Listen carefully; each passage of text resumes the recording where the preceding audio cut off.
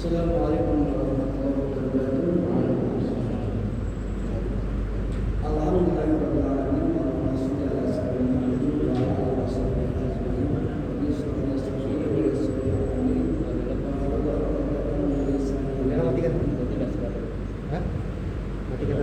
Hadirin kaum muslimin di dan saudara kita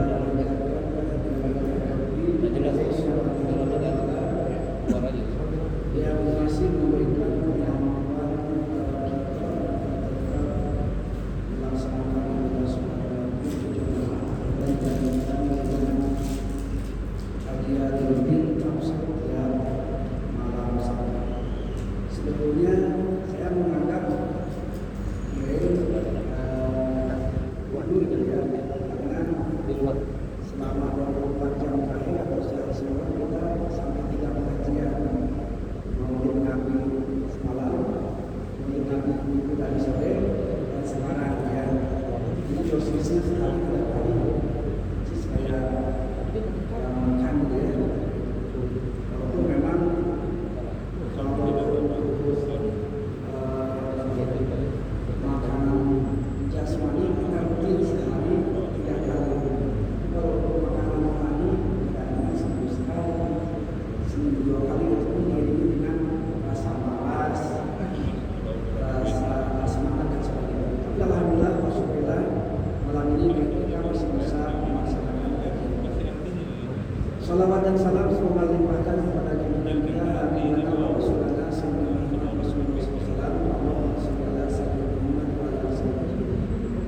Hadirin kaum muslimin rahimakumullah, karena saya menyangka malam ini kita raih tidak ada kajian, jadi saya tidak bawa kitabnya. Tetapi tadi saya baca sedikit dalam kitab Al-Nasir halaman 16 kalau salah. Itu tafsiran ayat ketiga Ar-Rahman Ar-Rahim itu sama halnya dengan tafsiran ayat pertama Bismillahirrahmanirrahim. Jadi dalam Ibnu Katsir ayat ketiga pun dikatakan demikian. Untuk tafsir ayat ketiga maka lihatlah tafsir ayat pertama begitu. Tapi insya Allah saya tidak demikian, karena kita sudah jadi satu pertemuan satu ayat, maka tetap hari ini kita akan membahas tentang insya Allah ayat ketiga, yaitu ayat tentang Ar-Rahman dan Ar-Rahim. Baik, sebelum Ar-Rahman Ar-Rahim kemarin kita membahas tentang Alhamdulillah Rabbil Alamin. Ini hanya sekedar mereview yang kemarin, karena semua ayat itu pasti ada berhubungannya, mau tidak mau. Surat Al-Fatihah dari ayat 1 sampai 7 itu berkesinambungan. Tak mungkin di akhir kalimat ada ada patah atau bagaimana kecuali tema baru. Jadi surat Al-Baqarah dan surat Al-Imran itu lain. Tapi kalau masih dalam satu surat itu biasanya berkesinambungan. Jadi ini sekedar review aja. Kemarin kita membahas tentang Alhamdulillah, yaitu al-istighraq. Istighraq itu artinya luas, mencakup semua. Pokoknya semua sudut, semua titik itu semuanya bagi Allah. Maka dalam terjemahan mana Alhamdulillah itu artinya segala puji. Kenapa pakai segala? Ya itu karena A-nya A bimana segala, bimana istighraq. Nah gitu ya. Yang kemarin begitu. Selanjutnya lillahi, kembali kita menjelaskan lamnya lam lil mulkiyah.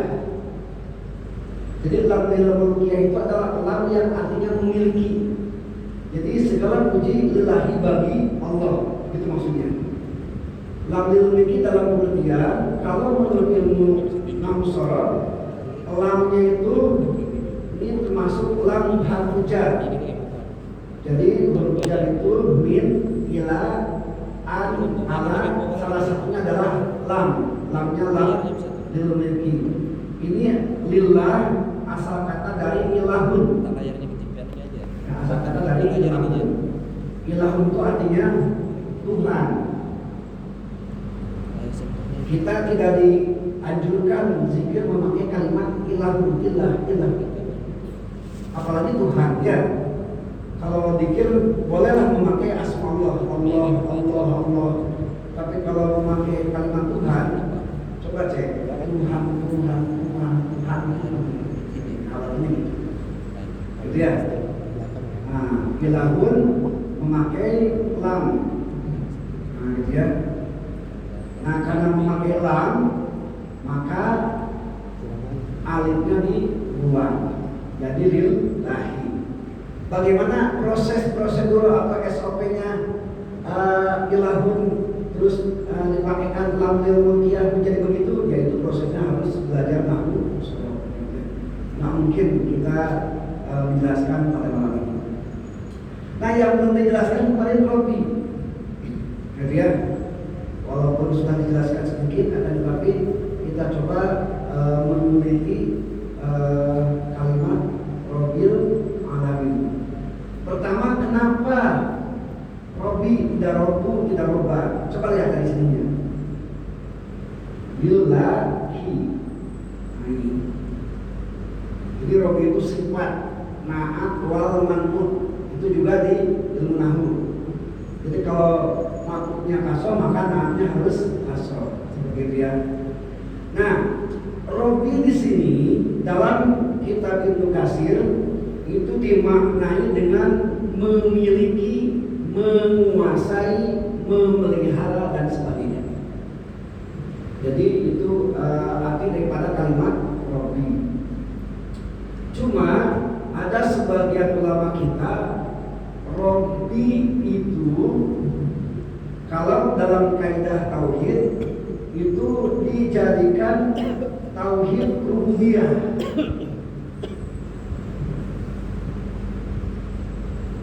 Mohon maaf, ini hanya sekedar hanya sekedar perbendaharaan saja.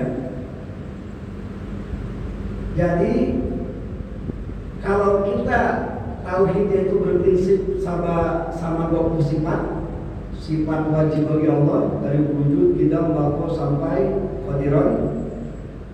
20 sifat mustahil, itu kan, dan 1 sifat zaid. Berarti totalnya berapa? 21. Gitu ya. Yang selanjutnya 4 wajib bagi Nabi dan Rasul, 4 yang mustahil bagi Nabi dan Rasul, dan 1 sifat zaid Nabi dan Rasul. Semuanya berapa? 9 tambah 41, totalnya 50. Itu semua berdasarkan teks Al-Quran. Tapi ulama lain, yaitu Imam Ibnu Taimiyah, itu tauhid itu bukan 50 sifat, melainkan 3. Yang pertama, kita pakai lagi aja lah, uluhiyah. Yang kedua, rububiyah. Ini yang ini ya, yang mau dibahasnya Rob ini, rububiyah. Yang ketiga, al-asma wasifat. Ini hanya sekedar perbendaharaan pengetahuan kita aja, tambahan. Apa yang membedakan kita dengan saudara-saudara kita yang kalau kita lihat di TV Roja, di TV Insan, atau mungkin ulama-ulama Ahlus Sunnah wal Jamaah menyebutnya Salafi Wahabi, gitu ya, menyebutnya begitu. Apa perbedaannya dengan kita? Pertama, untuk uluhiyah dan rububiyah sama saja. Uluhiyah itu ketuhanan, menunggalkan ibadah kita kepada Allah. Kalau rububiyah, kita percaya bahwa Allah itu yang mengurus alam ini. Sama dengan kita. Yang membedakan mungkin nanti al-asma wal sifat, nama Allah dan sifat Allah. Golongan pertama dari Ahlussunnah wal Jamaah, mereka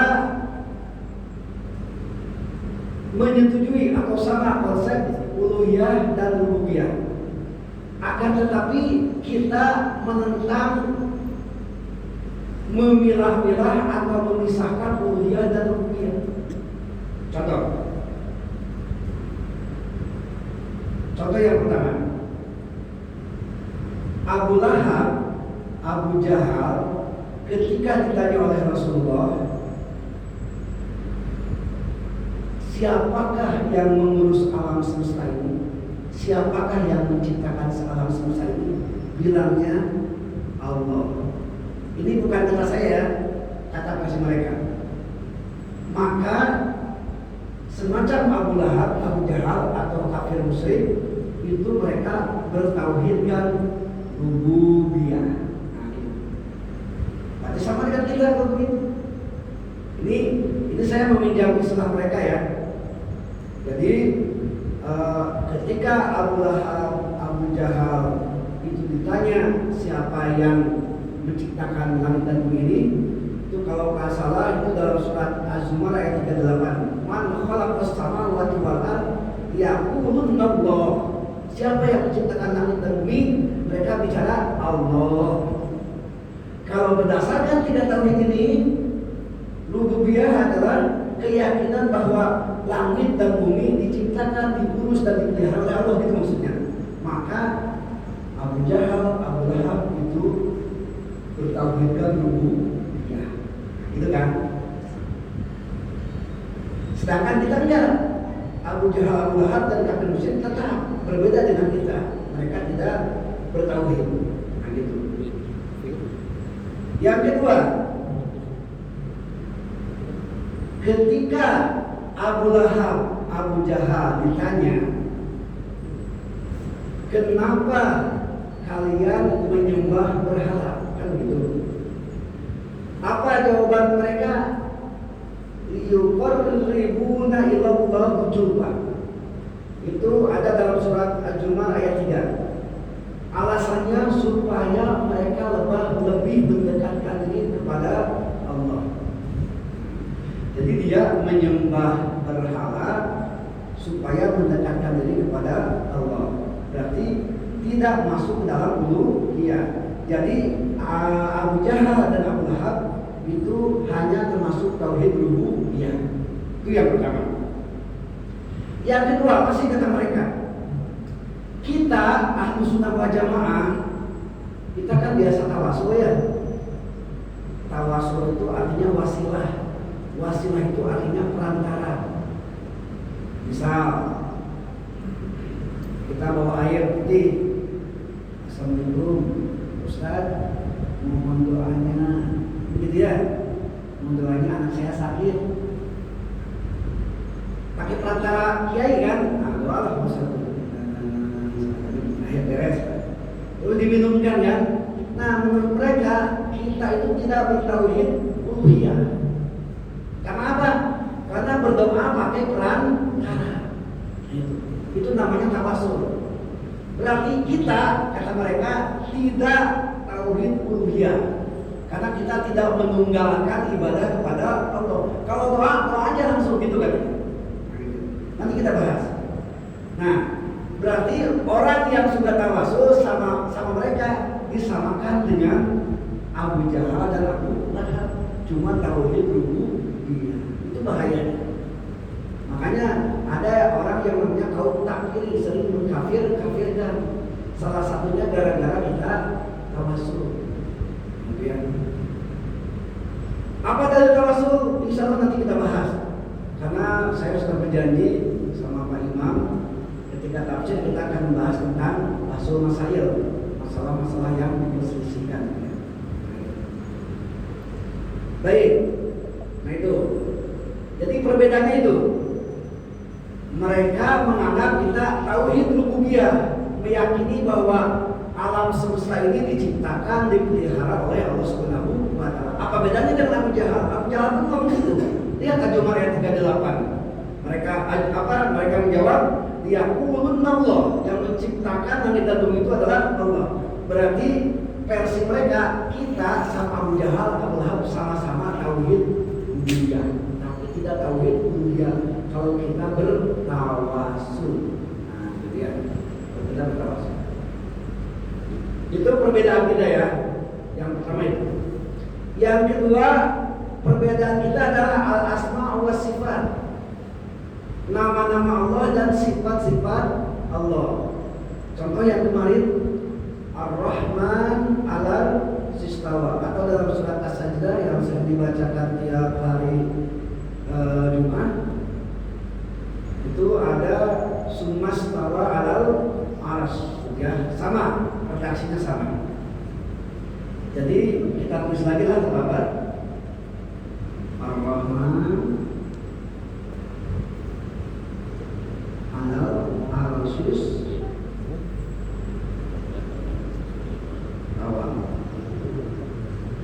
Allah yang Maha Pengasih itu duduk di atas aras. Saya mau tanya sama hadirin, kira-kira percaya nggak Allah duduk di atas aras? Kalau terjemahannya memang demikian. Tapi kalau kita meyakini sifat 20, ada sifat 20 yang menyatakan mukhalafatu bil hawa isi. Allah itu pasti berbeda dengan makhluk yang lain. Masa pencipta dan yang diciptakan sama? Pak RW menciptakan meja, apakah Pak RW sama dengan meja? Kan nggak mungkin. Makhluk dengan makhluk aja saling mencipta udah berbeda, apalagi ini khalik dan makhluk. Itu. Nah sekarang ada mereka bertanya, Ustaz memang nggak percaya ya ayat ini? Surat As-Sajdah ada, dalam surat Toha ada, Ar-Rahman al-Istawa. Tuhan itu, Allah itu duduk di atas aras. Karena menurut tafsir mereka, duduknya Allah seperti duduknya kita. Ya Allah fawqa aydihim, tangan Allah seperti tangan kita, tangan manusia. Jelas nggak bisa lah. Karena bertentangan dengan mukhalafatul hawa isi. Jadi nggak percaya surat itu? Percaya. Yang nggak percaya itu pemikiran Anda, tafsir Anda. Kenapa harus menyamakan Allah dengan manusia? Kemudian yang kedua, kalau betul Allah itu duduk di atas aras, ada dalil yang lain. Lihat dalam surat As-Saffat ayat 99. Ketika Nabi Ibrahim berbicara, waqala inni zahibun ila rabbi sayahdin. Waktu Nabi Ibrahim setelah menghancurkan patung-patungnya Raja Namrud dan dibakar dan selamat, maka Nabi Ibrahim itu dipanggil oleh Allah. Maka ngomonglah Nabi Ibrahim, aku akan pergi menghadap Tuhanku ke Palestina. Itu kata Nabi Ibrahim. Nah kalau lihat di sini, ternyata Tuhan ada alamatnya di Palestina, kan begitu, bukan di atas. Nah itu dia. Kalau mau adu dalil itu ya. Jadi dalam surat As-Saffat menyatakan bahwa Nabi Ibrahim Allah Subhanahu wa Ta'ala ada di Palestina karena Nabi Ibrahim berangkat ke Palestina cari petunjuk kepada Allah. Berarti kalau begitu Allah ada di Palestina, kan begitu. Nah, terus mereka ngomong lagi, lihat Nabi Muhammad itu di surat Mi'raj ke langit. Berarti menuju Allah. Berarti Nabi Muhammad ke langit, berarti Allah di langit. Sekarang masalahnya ada dua, ada aras, ada langit. Ini yang mana yang benar, aras sama langit? Kan gitu. Sama, kata siapa sama? Aras, langit. Langit di bawah aras. Kan gitu. Aras jelas lebih tinggi daripada langit. Aras ada 1, langit ada 7. Nah, mau apa lagi? Beda jelas. Kan begitu. Jadi Di sini menyatakan bahwa Nabi Muhammad Isra wal Mi'raj itu ke langit, berarti Allah di langit. Jelas dipatahkan. Gitu ya. Dipatahkan dengan apa? Mukhalafatul hawadits tadi. Akhirnya begini Pak.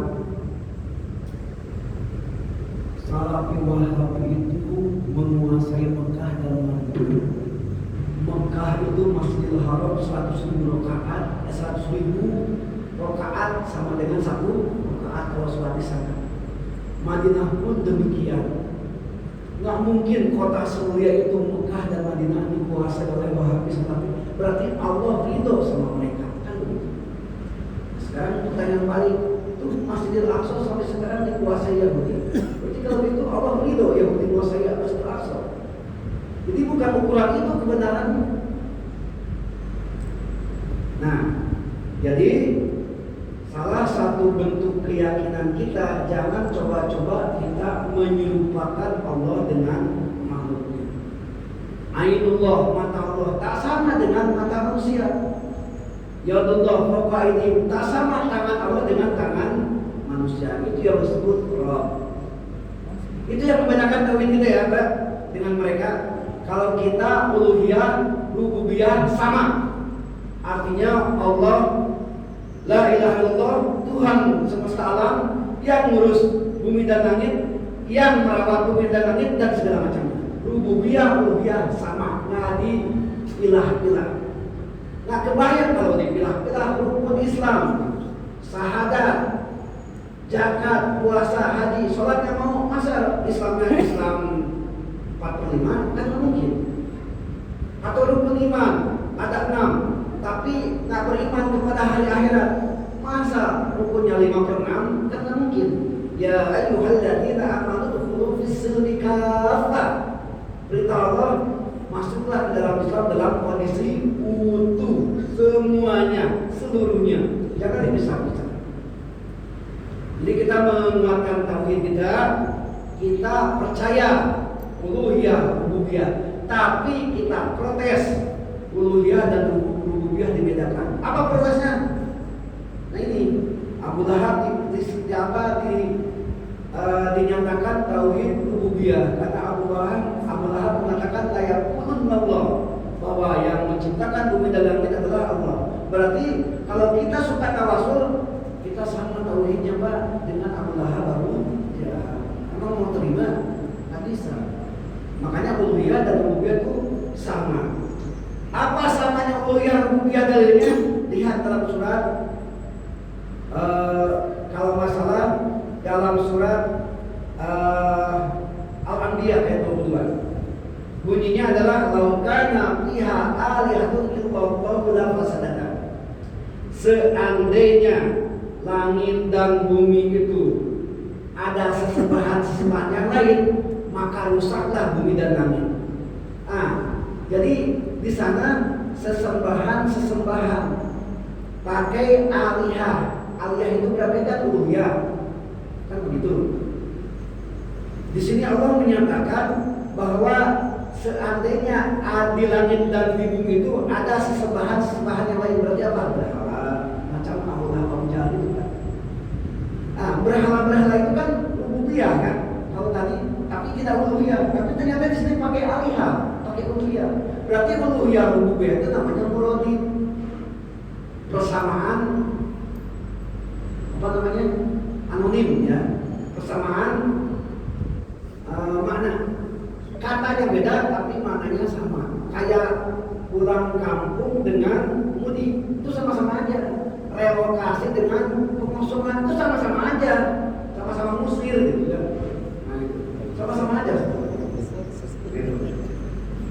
Baik, itu yang membedakan tauhid kita. Belum lagi yang lainnya banyak. Nah, yang banyak tentang tauhid karena mengkafirkan kita itu masalahnya. Seperti ziarah kita ke Wali Songo itu mengharamkan. Untuk nahaitukum an ziyaratul kubri al-anfajuluha, itu kata Nabi. Dulu saya melarang ziarah kubur, maka sekarang silakan ziarah.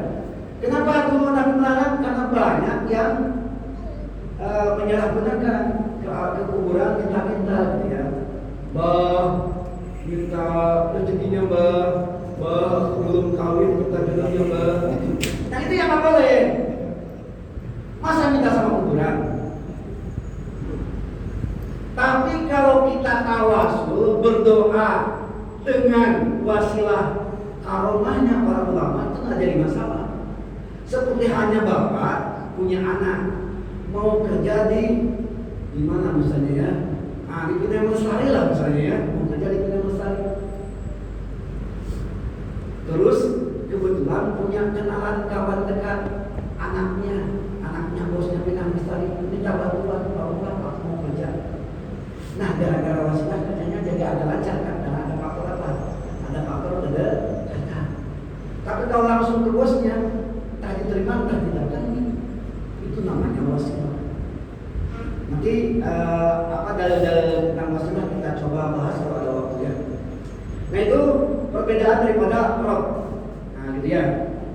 Baik, selanjutnya kenapa kita harus memuji Allah? Karena Allah itu Rabbul Alamin, Allah yang menguasai alam semesta. Maknanya adalah Pak, ketika kita diberi hadiah, apa yang kita ucap? Terima kasih. Kenapa kita berbuat terima kasih? Karena dia sudah memberi. Demikian juga ini. Ketika kita Bismillahirrahmanirrahim, Ar-Rahman-Ar-Rahim, Allah telah memberikan berkahnya di dunia dan Allah nanti akan memberikan berkahnya pahala di akhirat. Maka karena Allah telah memberikan Ar-Rahman-Ar-Rahim, maka harus kita bersyukur. Alhamdulillah. Kenapa kita harus bersyukur? Karena Allah punya segalanya, itu maksudnya. Punya menguasai alam semesta ini. Nah sekarang kalau bersyukur, ya, kemarin ingat ya, ada syukur, ada hamdun.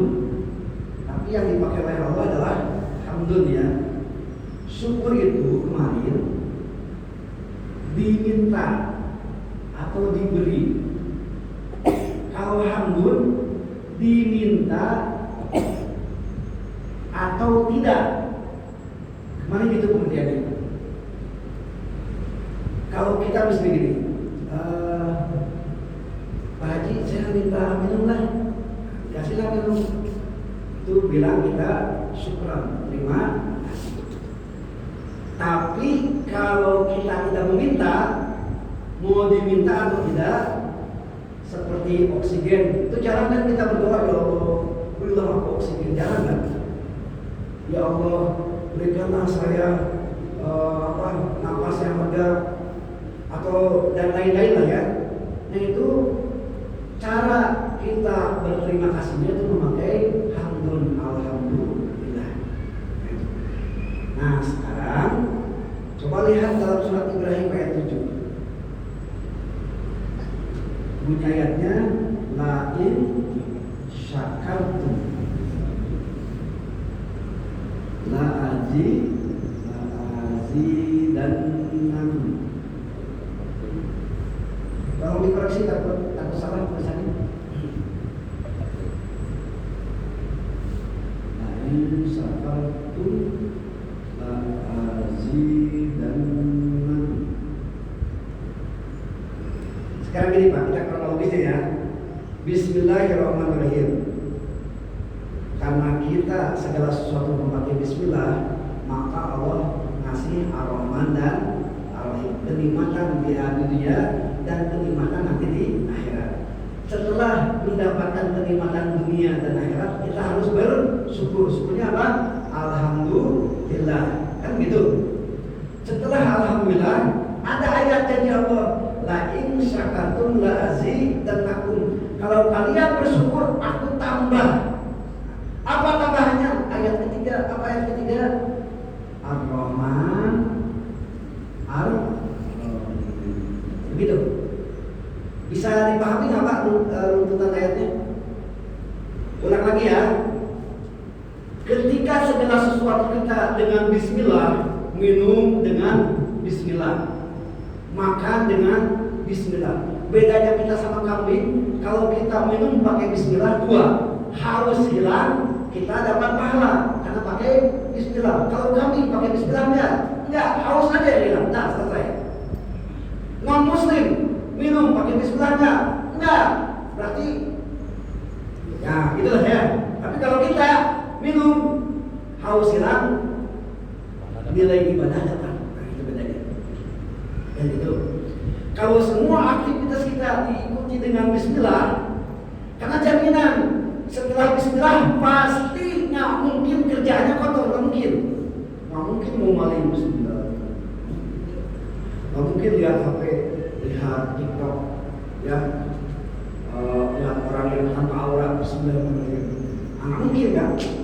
Pakai bismillah nggak mungkin kerjaan-kerjaan yang kotor, jelas nggak mungkin. Makanya kalau segala aktivitas itu memakai bismillah, karena kemarin banyak bang Ilsaf dan bang Murokobah bahas seolah-olah Allah itu memperhatikan kita gitu ya. Maka gara-gara segala aktivitas kita memakai bismillah, maka jadilah ibadah dan kita menghasilkan ar-Rahman dan ar-Rahim. Kebahagiaan di dunia, Pak, kalau kita sholatnya ibadahnya benar-benar demi Allah, tenang itu serius. Kalau benar ya walau kalau sholatnya hanya sekedar sholat, sujudnya sekedar sujudan, bacaannya sekedar bacaanan. Mungkin nanti di akhirat bukan dapat surga, tapi dapatnya surga maksudnya neraka ya. Nah, begitu. Nah, karena kita dapat Ar-Rahman Ar-Rahim, maka sebagai bentuk terima kasih kita, maka kita mengucapkan alhamdulillahirabbil alamin. Berarti kita bersyukur kan? Nah, janji Allah, la in syakartum la azidannakum. Kalau bersyukur aku tambah. Apa tambahannya? Ar-Rahman Ar-Rahim. Ayat ke-3. Mohon maaf bisa dipahami ya tuntutannya. Nah itu. Jadi jangan sampai begini, kok diulang-ulang sih Ar-Rahman Ar-Rahim. Nah, ini beda konteksnya. Karena konteksnya ini menambah. Jadi seolah-olah Allah memberikan pesan bahwa Allah itu tidak akan ingkar janji. Kalau bersyukur maka ditambah. Nah sekarang masalahnya, kenapa lain syakartum ya lain hamantum?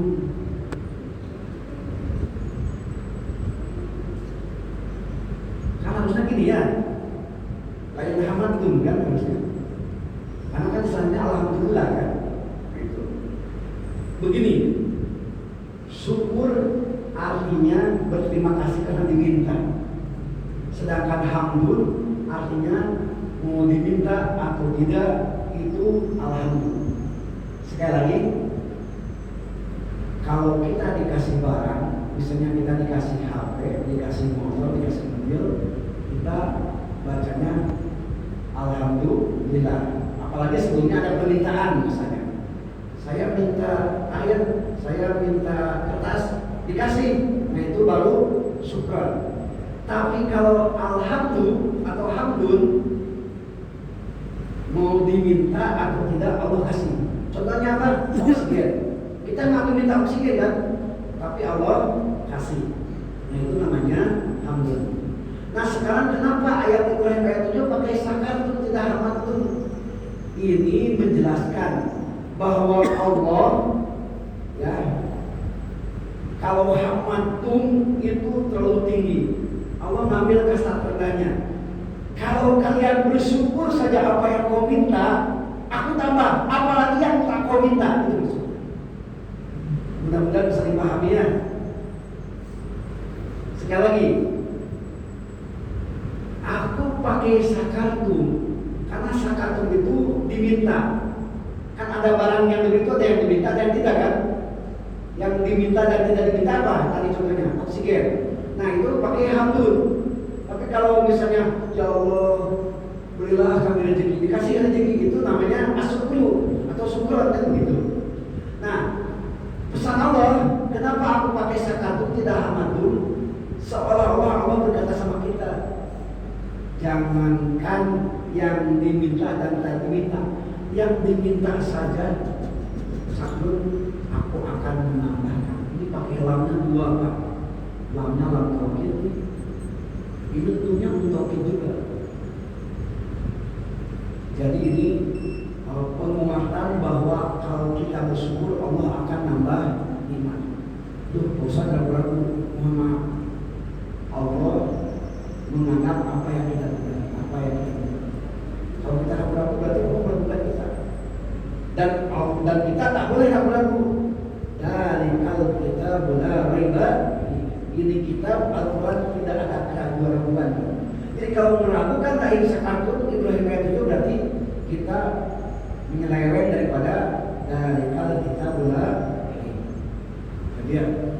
Nah, jadi ayat ketiga itu implementasi dari lahir sakatun lazi tadabun. Karena kita bersyukur mengucapkan alhamdulillah, maka turunlah ayat ketiga Ar-Rahman Ar-Rahim. Baik, Bapak-bapak silakan barangkali ada yang ditanyakan. Sebelum kita lanjut yang terakhir, bagaimana kita cara bersyukur? Silakan.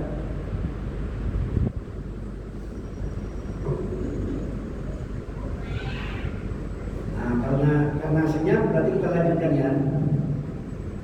Selanjutnya ini yang terpenting.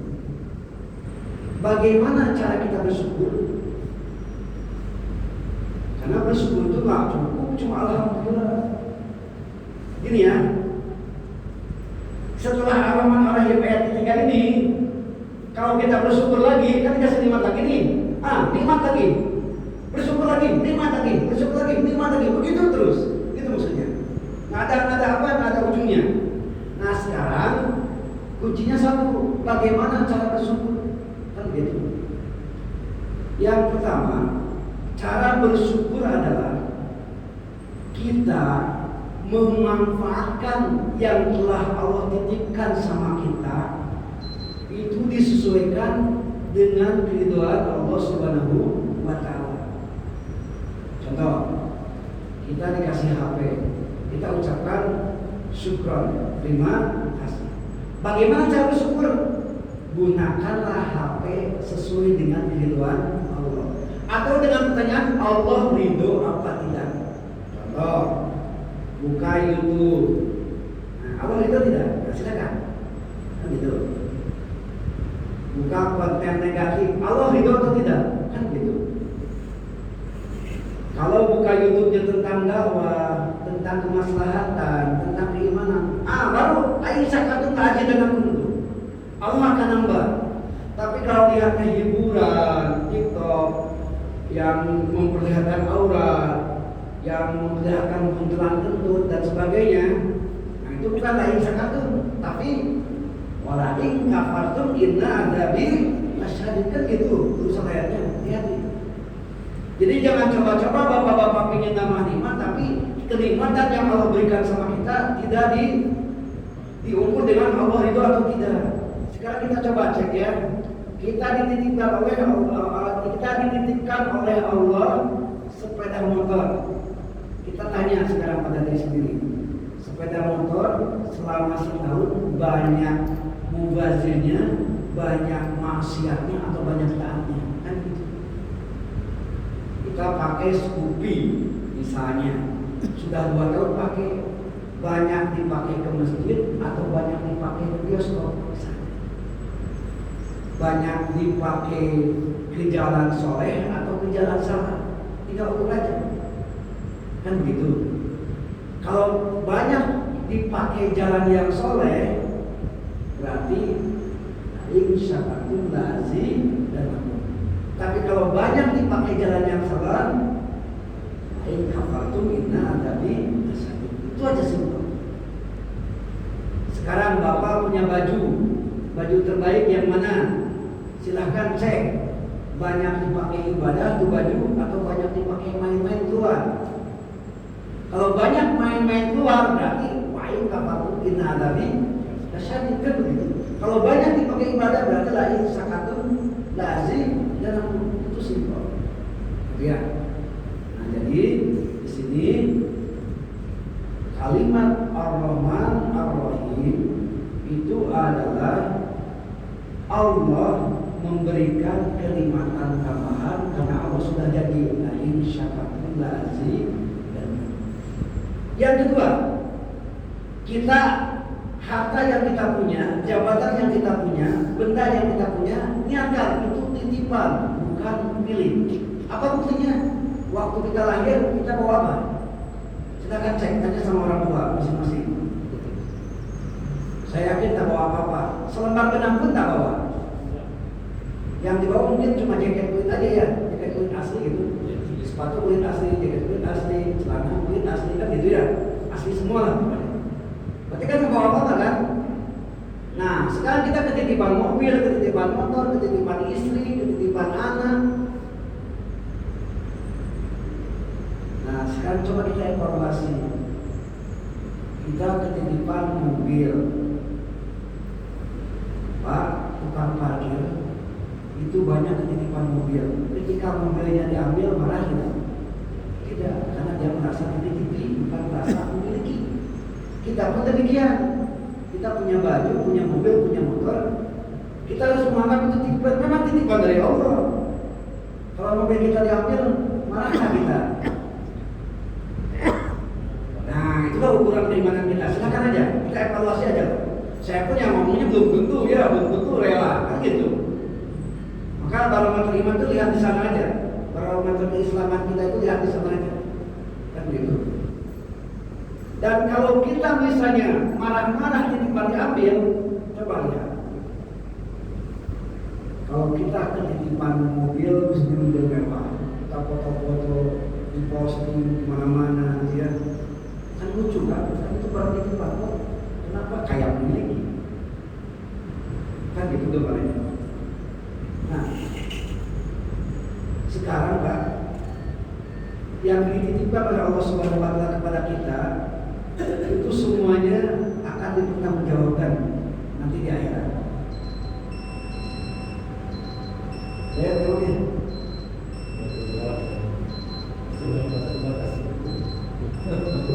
Yang jelas kita kembali ke ayat 3 bisa dipahami ya kenapa Ar-Rahman Ar-Rahim 2 kali. Kan ayat pertama Bismillahirrahmanirrahim, kedua Alhamdulillah, ayat ketiga Alhamdulillah. Ternyata ayat ketiga Ar-Rahman Ar-Rahim itu gara-gara Allah jadi la in syakartum lazim dan aku kan gitu. Karena Bismillahirrahmanirrahim kita ibadah menyebut nama Allah, kita aktivitas menyebut nama Allah, maka Allah kasih Ar-Rahman Ar-Rahim. Ar-Rahman Ar-Rahim setelah dikasih kita bersyukur, alhamdulillah.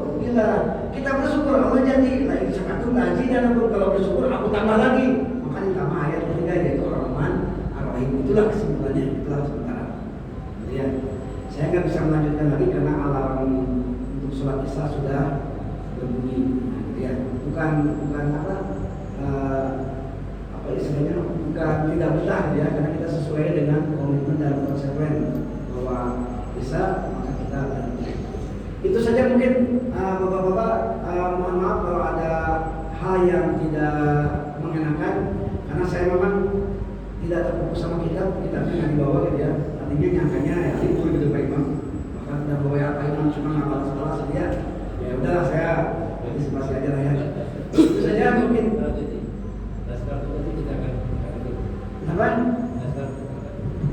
Ada yang saya tanyakan di. Oh ya. Tapi ya itulah waktu ya. Itu saja mungkin yang bisa saya sampaikan. Mudah-mudahan ada guna dan manfaatnya. Usikum wa nafsi bittaqwallah. Wallahu muwaffiq ila aqwamit thoriq. Wassalamualaikum warahmatullahi wabarakatuh. Waalaikumsalam warahmatullahi wabarakatuh.